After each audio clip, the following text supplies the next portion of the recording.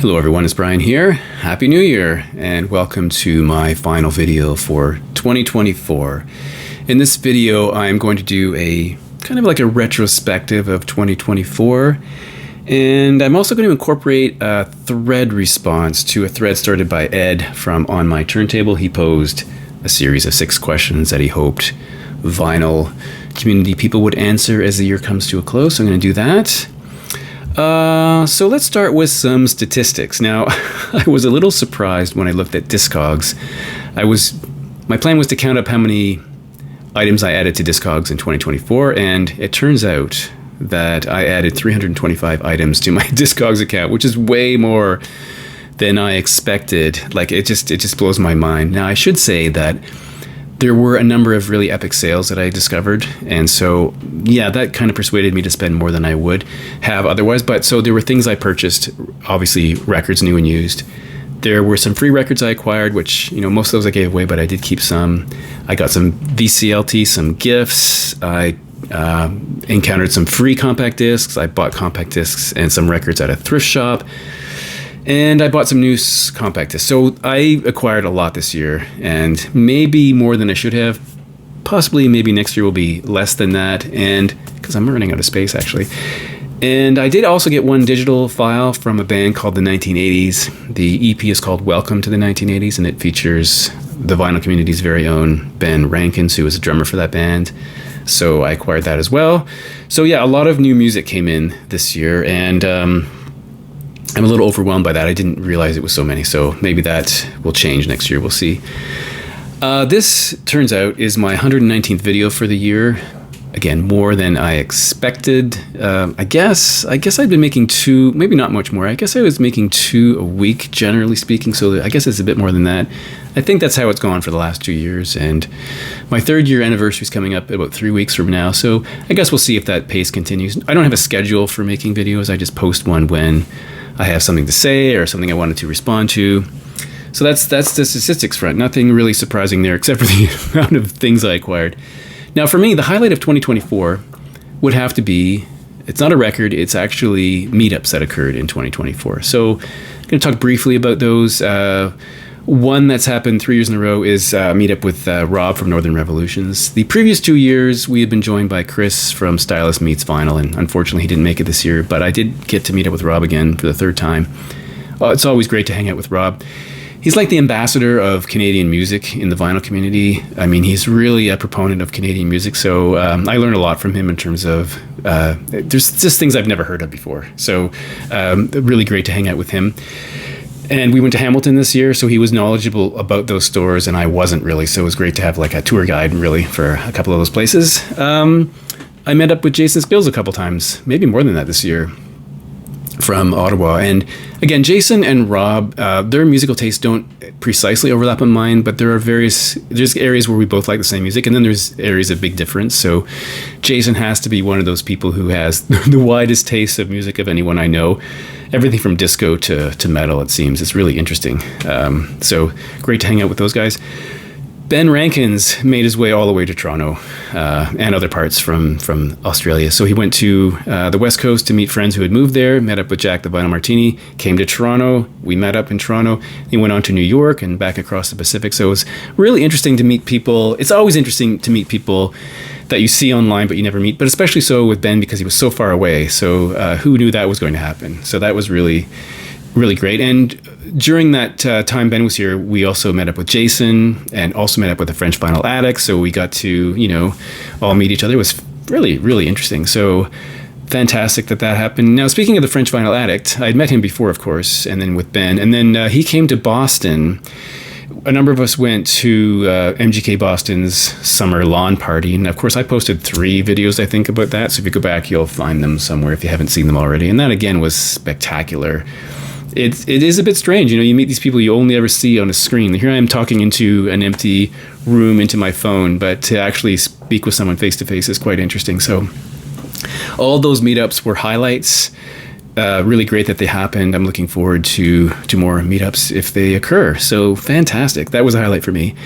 Now let's move on to the questions posed by Ed. And the first question is, what was your favorite purchase or pickup from 2024? And when I did the vinyl tag for this year, my answer to that question was the Velvet Underground Matrix Tape 8 LP box set.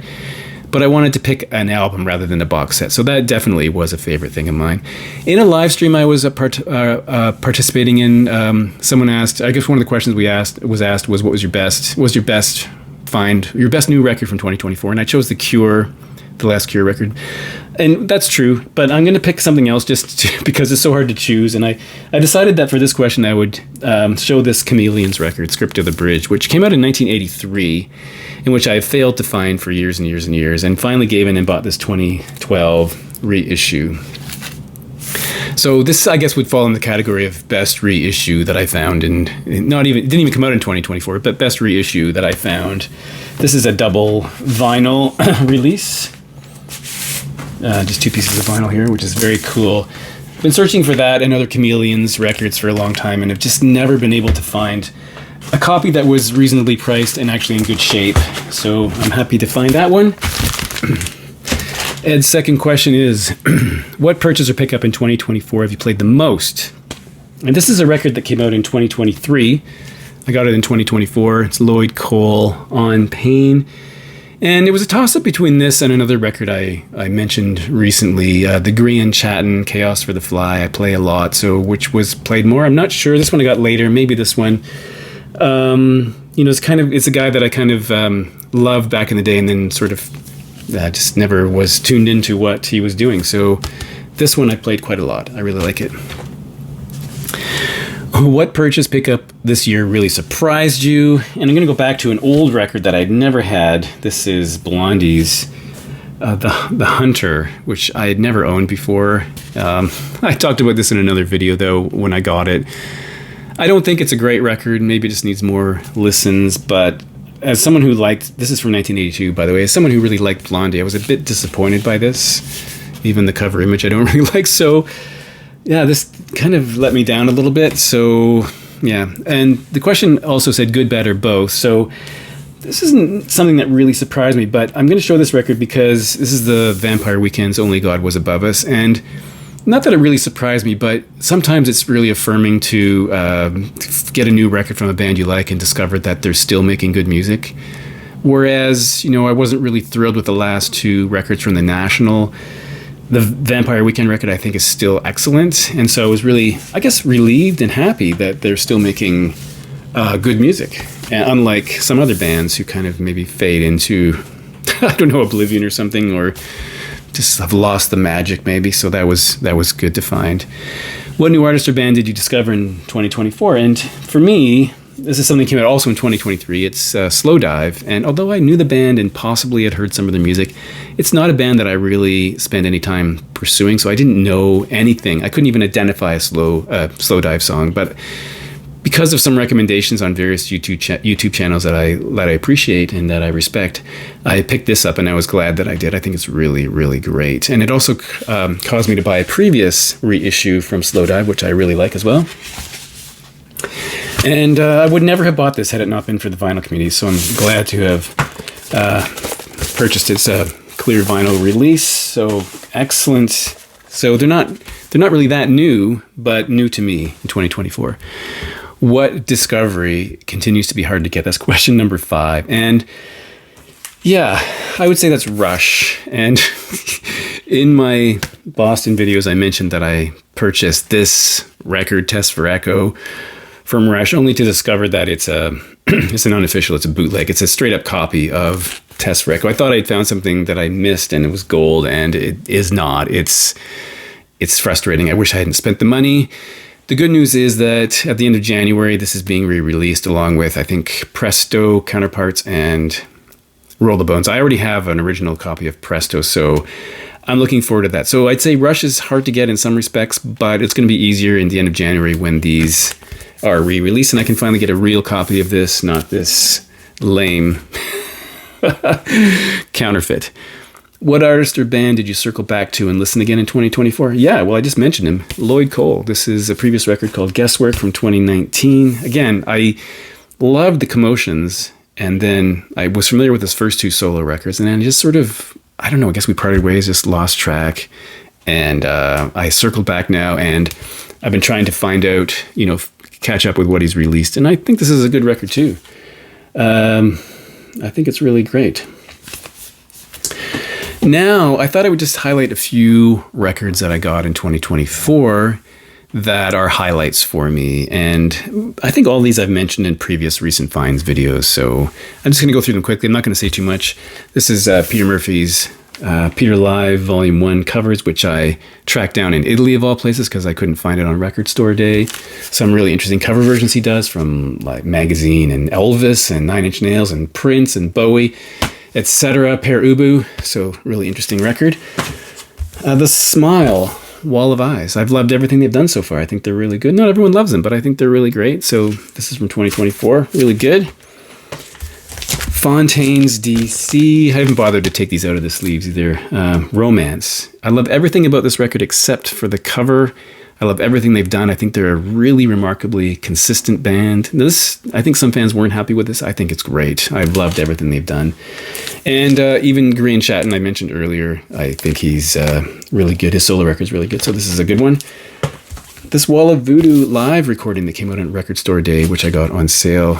Excellent. But this is really good. I was passed it by on Record Store Day, partly because it was listed at $50 and I got it for half of that. So for half of that, I was willing to get it, and I think it's really good. No surprise here, John Cale's Poptical Illusion. Really, it's amazing to me that he's still making music after the age of 80. This one was a bit of a surprise because his last one wasn't that long ago. There are two pieces of vinyl here on this color. Really good. It's a quirky record, as his last one was, I guess. I haven't gotten to them in my John Cale series yet, but that will come up in a couple of years probably.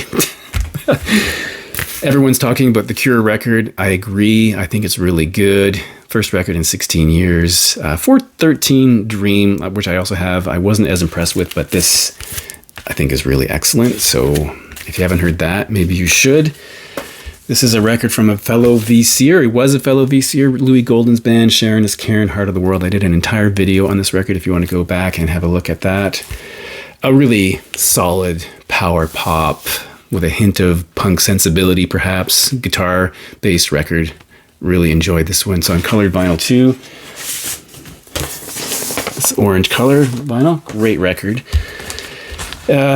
Sometimes I think every year should have a Godspeed You Black Emperor record. This is the latest from Godspeed You Black Emperor, called, I always forget the title, no title as of 13 February 2024, 20,340 dead, referencing the Israeli-Hamas conflict. Really epic band. This is, like, for me, one of the best bands out of Canada. You should check it out. This one is not from 2024, it's from 2023, but it's Simple Minds Live from Paisley Abbey. This also represents kind of a rediscovery for me because after Street Fighting years in 1989, I kind of closed the book on Simple Minds and only recently have been going back. I got two other more recent records and I wondered why I stopped listening to them, and this is quite enjoyable. It sounds different in some ways than the New Gold Dream that you know, but really, the band is only Charlie and Jim now, so, but really strong recording. And if you like Simple Minds, you're going to like this record. Another earlier one, this is from 2020. Finally got a copy of Live Drugs from the War on Drugs. Really great, just to have Under the Pressure, a live version of that is really excellent. So, fantastic record. An item that was sent to me by, you might know him as Steve, formerly of All the World's a Stage, rumored to be coming back very soon. Eat the Worm, this Jonathan Wilson record, which I had never heard of before, 2023. And thank you again, Steve, for sending me this record. I really like it. I know that Jonathan Wilson produced the last, I think, 2 Father John Misty records, someone I also really like, so it ties in nicely with my collection, and I'm really impressed with this record, so thank you very much. And then the last one I'll mention, just because I don't want this video to drag on forever, is a record I mentioned before, Brian Eno's soundtrack for Top Boy, the Netflix series. And, for me, Brian Eno is, in some respects, I have to say, he's possibly the most intriguing artist of the 20th and 21st century. I just think he's made some really interesting music, going back to the sort of art rock days, starting with Roxy Music, through his ambient works. That time when he started to sing again with John Cale on Wrong Way Up. And this is a really strong soundtrack. I really enjoy it. And Brian, just one of my top 5 artists probably of all time. So that's an excellent one. And I'll say Happy New Year again. Thanks for watching. And I'll see you I'll see you next year in the next video. All right, see you later.